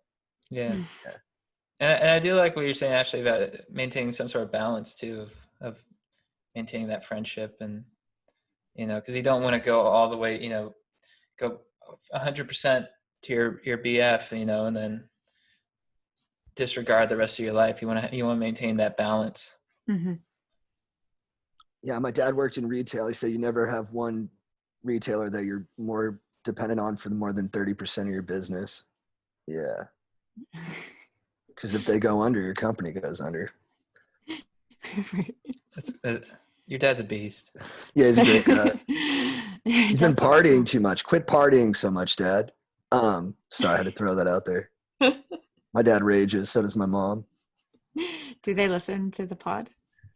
No, but they do sometimes. They really like it. They've both been on it. They're both really cool characters. They're great. Yeah. But they don't really listen. But their friends do, so they'll let them know I said that. Yeah. Nice. Well, my mom is actually downstairs with the kids, and I should relieve her. Thank you for coming on. Yeah, thank you so much. This was such a weird and also fun and joyful conversation. Oh, that's thank really you. Nice. Thank you. Yeah. Guys, check out her book, Very Important People. I really enjoyed it. It was I listened to it. It was a great listen. But guys, my mom's listening. Get the hard book, get the tactile thing. Put it in your hands. Yeah. But yeah, thank you so much for coming on. And the other book is The Price of Beauty. Pricing Beauty, the first Pricing one. Beauty. Yeah. Cool, it's probably not that good of a read. I mean, to be honest. It Don't undersell it. Don't undersell style. it. Yeah. No, it's fire. Thank Check you. it out, Stokers. All right. Thank you. Thanks. Stay safe out there. All right. I'm gonna leave. Thank you so much. This was really cool. And Of course. yeah, like eye-opening actually. It's like the impulse to like classify and make a taxonomy of bros, I think is an interesting one to try to connect like bro culture to all the different I don't know, like geographies and industries and class and race and gender, The bro sexualities. diaspora. Yeah. There's all these different, because I think of bros and I think of like, Wall Street, like Wolf of Wall Street guys kind of. Yeah. Yeah. And yeah, I think our meeting was very like illuminating in that sense to see the like sensitive, joyful side of bros. Oh, that's cool. nice. That's Thank so great you. to hear. Yeah, we're Thank glad we you. did that. Yeah. That's like pretty much the best compliment we can get. So that means a Oh, lot. Yeah. cool. Yeah. That's what we're trying to do. We're trying to rebrand bros a little bit, Yeah. or bring out the good bros, I guess. I mean, I love Wolf of Wall Street, but it should just be a movie. Yeah. Yeah. All right. All Cool. right. Take care. Bye, guys. Have a great one. Bye. That was That was awesome. fun. Yeah. Yeah. There's some great stuff in there. Yeah, that was really fun. Chad, what is your beef of the week? My beef of the week is I'm kind of improving it because I just couldn't come up with them this morning. But what am I beefing with right now? Let me think. My beef is the the limited selection of SPF. It's like you got 15 to 30 to 45 to 50 to 100. I want every 5. And I want full on descriptions of when you should use each one. Because it's summertime, the heat is raging. We want to get our bronze on, but we want to stay safe. We want to keep the skin healthy. And, it's hard to decide, like sometimes I'm like, do I go 15 or do I go 30? Sometimes I would like, if it's in that gray area, I want to go 22. Oh, dude, it's a good call. Yeah. And I think sunscreen should say, they'd be like, this is what you want SPF 22 for. If it's like, if the UV index is like 8 and it's like 74, you're going to go 23. And I'll be like, dude, thank you so much. And yeah, now that I think about it, that's a lot of sunscreen to buy, but you know what? Worth it. They could sell it in smaller biodegradable packages. Yeah. So you're just like, oh, I'm going to do a day at the beach. Let me grab some of this 25 that's not plastic. And just bzz, bzz, bzz. Yeah. Yeah. Or like sunscreen dispensers, like home dispensers, like yeah, soap. Why doesn't the government just have sunscreen at the beaches, like at the lifeguard towers? They should. And aloe vera. Yeah. Yeah. Yeah, that should be funded by the state. Absolutely. Yeah. That's my beef. Aaron, what's your beef of the week? My beef of the week is the celebrities and millionaires who took stimulus money. Oh, dude, great call, Yeah. man. You motherfuckers. Yeah. And the big corporations. And the big corporations. I mean, I understand that some companies or like say productions, let's say, need to keep their people working. That's one thing. But someone like Dr. Phil or Kanye, who've made hundreds of millions of dollars, you can float your people for a while. Jon Stewart's done it. All the people through strikes and things like that. Conan's done it. You don't need to dip into money that other people, regular people, need.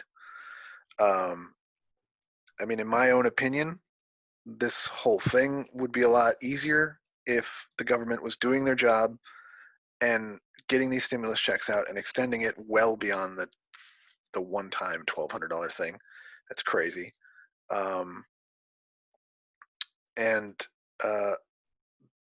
If the reason they don't have that and it's not working is because of this, it's terrible. And B, it's going to keep people from feeling the need to race back to work when it's clearly unsafe and things are spiking like crazy. So that is my beef.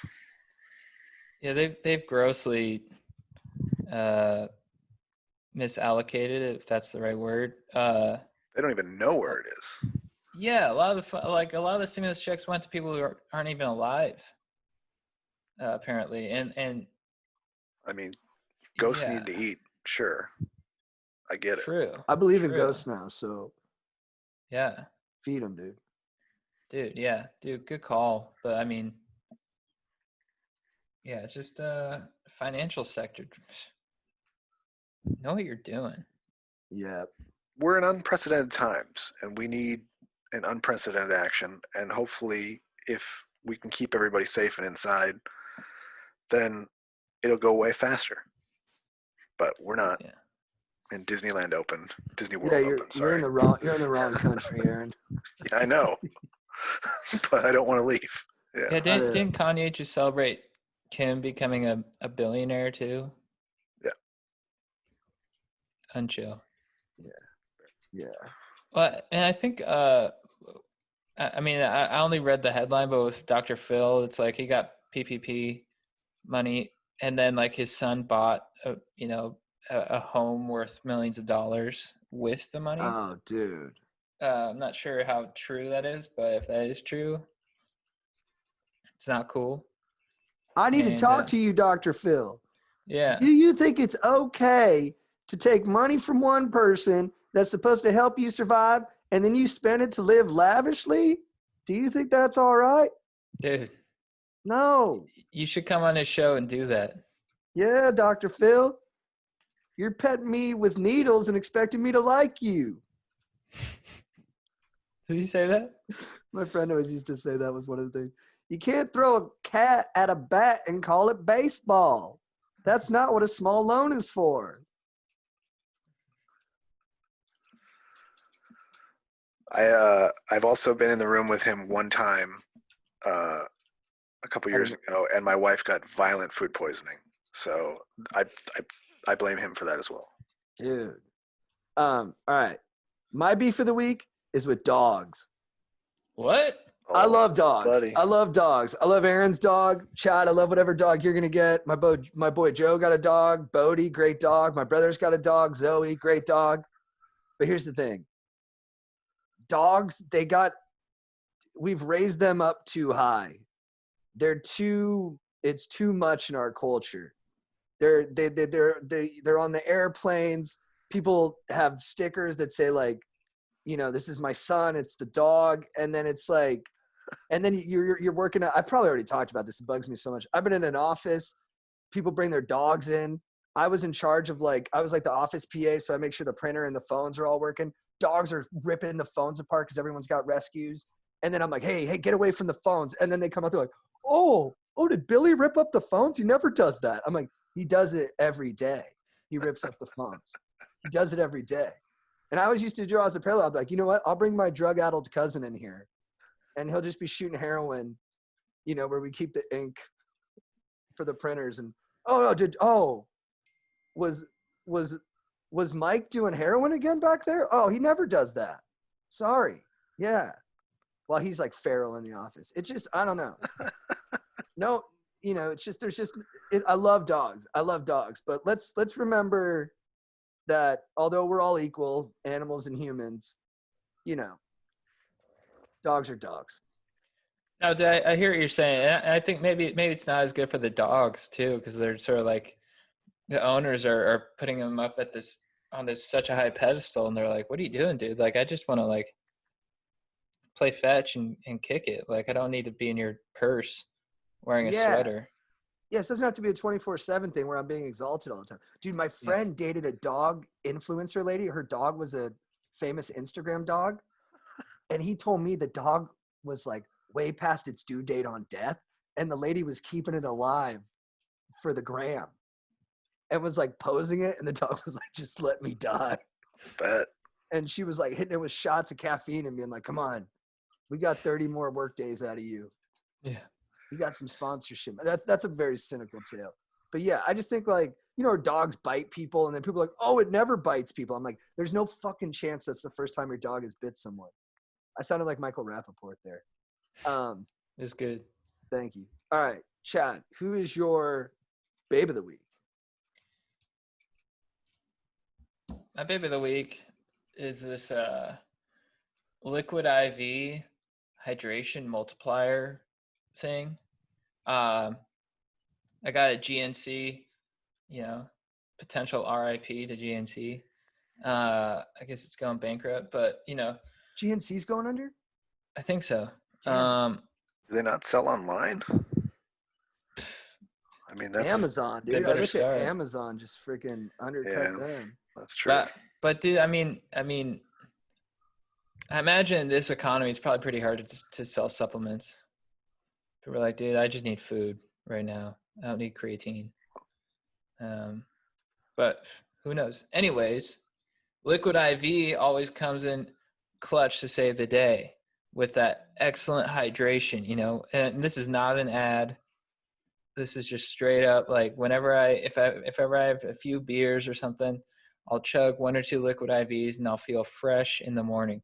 If I haven't had water in a while, I'll have a liquid IV and I'll just get that hydration up and my body will be like, dude, thank you for these electrolytes. And I'm like, you're freaking welcome. So yeah, it's just been it's been one of my greatest discoveries as of late. Just gotta keep that hydration up, and you don't have to do it by drinking tons of water. You just put a liquid IV in there, and you're just like, I feel good. That's what's up. So, but it's just you just drink it. Yeah. I was drinking one earlier. It's basically like a little powder you put in, and then you mix it with water. That's awesome. Yeah. Aaron, what's your baby? Who's your baby of the week? Well, I have 2 babes this week. One of them is also a hydrating miracle worker. It's Coca-Cola Zero. Oh, nice. Also not an ad. I wish they'd pay. I just love it. I love the taste. I know it's probably killing me slowly, but it works for me. And then my second babe of the week is the game show Supermarket Sweep. Yes. It's there's a small collection on Netflix. I watch it just like I did Jeopardy, like I did Idiot Test. Like it's just super fun and stupid. It's all from like 1993, so the fashion and the hair is terrible. Finally saw an episode with a people of color on it, which was nice. That was a bit. When you look at it now, you're like, oh shit, they need some. Oh man, but yeah, just super fun, super dumb. Running through a grocery store, trying to put as much in your cart as you can for money, and the main prize, which I love, the main prize is $5,000 split by 2 people. Right. It's so dumb, but it's just fun. It's fun to watch. Mark in the produce or in the meats section just grabbed 6 honey baked hams. Just hucking them in the fucking golf cart. Yeah. That was the best. I don't think they had vitamins on that. I always thought that would be a clever, my friend Ian always said, it'd be a clever way to win is you just put your arm like on the pills and just sweep all those into your cart. Yeah. I mean, they have like, you know, Tylenol and all that stuff in a section. They have automotive, like all that stuff super expensive. So right. Yeah, it is weird that they kind of like, maybe that's part of the rules we don't know about, where they like just henpick some things. Like if you took like, you can only take 5 of any one item. I get that. But like if you took 5 of the Valvoline oil and then 5 of another brand, like, do you think that'd be a lot more money? But they seem to just like do the one most expensive and then move. You know, because it looks good on camera to hawk those hams. Oh yeah. When they're hucking, you know, Valvoline doesn't look as good going into the cart, but a big honey baked ham, it's visually, it's wonderful. Yeah. Yeah. Get that ham, the turkeys, the diapers, the imported cheese, and win yourself $5,000. Great show. My baby of the week is just an American treasure, Kevin Kline. I think one of our best. I think he's our best comedic actor who isn't like a comedian, who didn't come through like the Groundlings, didn't come through stand-up. Like he's a classically trained dramatic actor, I'm guessing, and he just has incredible comic chops. Like I think he was the first actor to win a Best Supporting Actor award for a comedic performance in A Fish Called Wanda. He's so funny in it, and then he's great in dramatic stuff too, like The Big Chill and then really good in Dave, the movie about just what if a sweet guy became president. And it's a really, really good movie. I'd recommend it. Capra-esque, very sweet way of looking at things.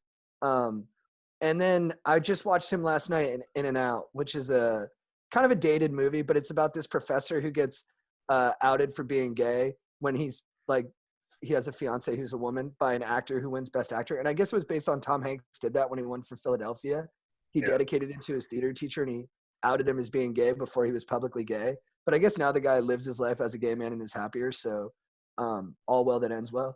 But so this movie is based on that. Matt Dillon, also hilarious in the movie, another great dramatic actor who can be really funny. But yeah, I just think Kevin Kline, he's so precise. He makes such strong choices. His movements are so like elegant on camera. And I just think he's, one of the most underrated actors ever. And then he does great little work now. Like he was in that movie, No Strings Attached with Ashton Kutcher as like his douchey dad who was a TV star, and he was hilarious in it. He big and broad and charismatic. And then I saw him in Definitely Maybe. I've seen a lot of Kevin Kline lately, and he played like a Philip Roth kind of novelist, and that was really, really funny.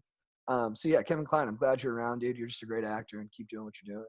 And maybe you don't know this, but he's married to one of the all-time babes, Phoebe Cates. Oh, right, from Fast Times, right? Fast Times. Wow. Chad, who's your legend of the week? My legend of the week is my dad. He's having a heart procedure during this podcast, but I just got the word that he's all done and he's in recovery now. So Yes, dude. that's why I was checking my phone. But yeah, he's had an arrhythmia for 20 years, so he's getting that fixed. So it's cool what they can do with heart surgery now. They don't have to do open heart surgery all the time. They can go through the arteries, like put a catheter up there and fix it, which is great because they don't have to take a fucking saw to your sternum every time. Good. And just crack it. So yeah, I just want to give him a shout out. I'm glad he's in recovery, doing well. He's so funny, man. He he didn't want to like tell the family that he was like having a procedure done because he didn't think there was much risk. He's like, I don't want to bother people, and start make them take time out of the days. Plus, I'll have to be social now. Everyone's calling me. I'm like, you and I are so like, What a champ, dude. yeah. And dude, he's funny too because like sometimes I'll have like whimsical thoughts, because his coronary arteries are like looking better than they were last time. There might be some like reversal, and I was like, oh, maybe it's like all this horse riding you've been doing. I've been getting in nature, and he's like, no, that's stupid. It's the medication I've been taking. I'm like, yeah, for sure. All right. But yeah, I just want to give a shout out. You're a legend. Glad you're in recovery, and what up? Dude, nice. Dad. Glad to hear that, dude. He's a fucking beast, man. Thanks, Glad to man. hear he's good. Yeah. Aaron, who's your legend of the week? My legend of the week is Gary Larson, creator of The Far Side. Oh, Far I'm Side not comic familiar with it. strips. Sweet. Oh, it's great. He started at like 30 or maybe 25 in 1980, and then in 95 he just was like, made enough money, cool, retiring. And it's so funny. They're just such little slices of life because it's generally just one panel. A lot of times it's like anthropomorphized animals talking to each other. And having human problems. It's just so good. And he just came back. He started a website, thefarside.com, and now he's doing daily cartoons again because he's been retired for 25 years. Oh, yeah, Wow. right, 25 years. So it literally just started like last weekend. So Cool. you can go on there and catch him every day. It's pretty cool. Cool. I'll have to check those out. Dude, that's awesome. I got two legends. My first legend is Steven Dorff. Nice. Yeah, he was good on True Detective this last season. Yeah, and he was good in Deuces Wild, that little underrated gem about tough gang fighter in New York who looks out for his block. Nobody will ever sell junk on my block. They don't let drug dealers work on the block. They're good gangsters. And then my second legend is this kid that I grew up with. One time I cruelly kind of pantsed him and then knocked him over at the volleyball courts in Salt Creek. And I kind of, embarrassed him in front of a lot of people. So I reached back out to him and I was like, hey, dude, I'm really sorry about all that. We had a good conversation. He was kind about it. And then I said, look, dude, if you want to, you could like pants me and knock me over in front of people. And then he said, I don't want to do that. And I was like, oh, that hit me hard. I got it at that point.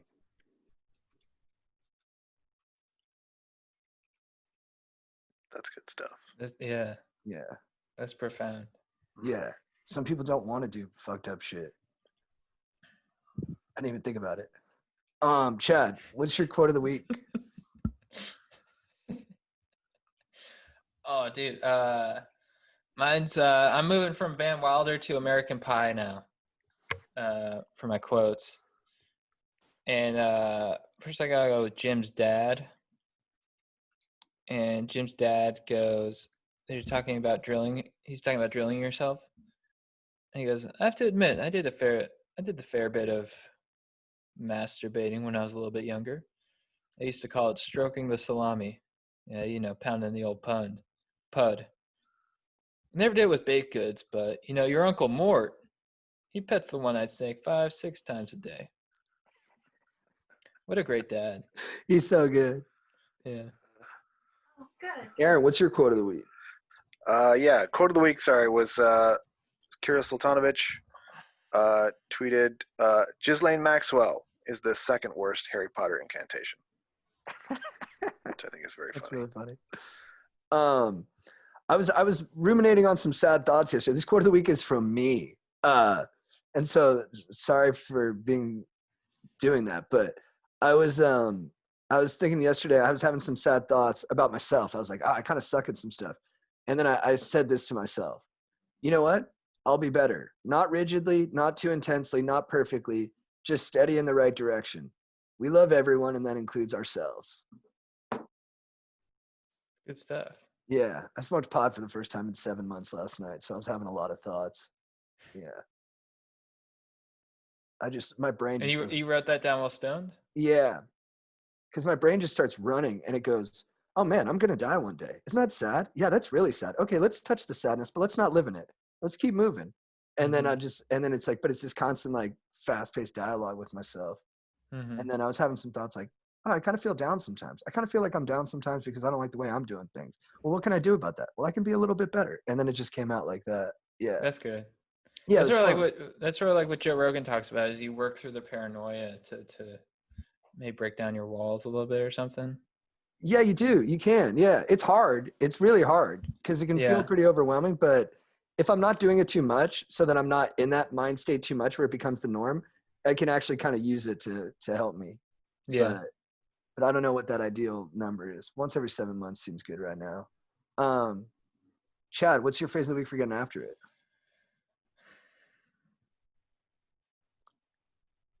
Lather it up and soak it in. Nice, dude.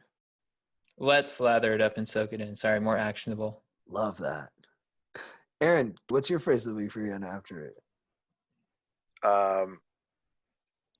Phrase for getting after it.